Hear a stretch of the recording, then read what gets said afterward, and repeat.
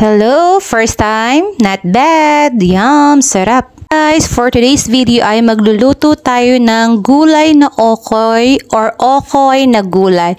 So, kung alin man tawag doon. So, meron tayong ingredients na cornstarch, rice flour, tapioca flour, meron din tayong salt and pepper, meron din dyang onion and garlic powder, at meron ding eggs, and meron din tayong yung Knorr powder para sumarap. And ayan, meron din tayong eggs, and maglalagay din tayo dyan ng water. So, ang gagawin lang natin dyan is hahalu-haluin lang natin lahat ng ingredients na meron tayo hanggang sila po ay matunaw na or maging ganan na.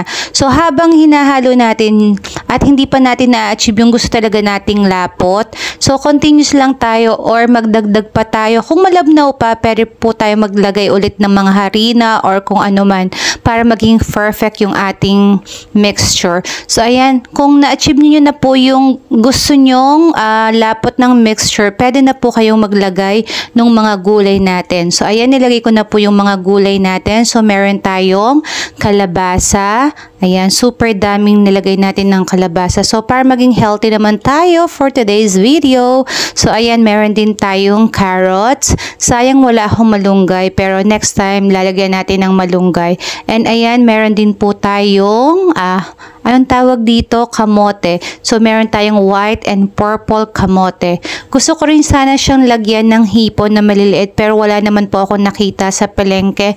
Kaya, next time na lang. So, kung anong meron, yan po ang ating gagawin ngayon. So, paghahalo-haluin lang po ulit natin yan, yung gulay at saka yung ginawa nating mixture. Then, after that, ipiprito na natin yan mamaya. So, hinalo-halo ko lang po muna yan para po talagang mag-mix sila at saka lumasa yung ating mga gulay.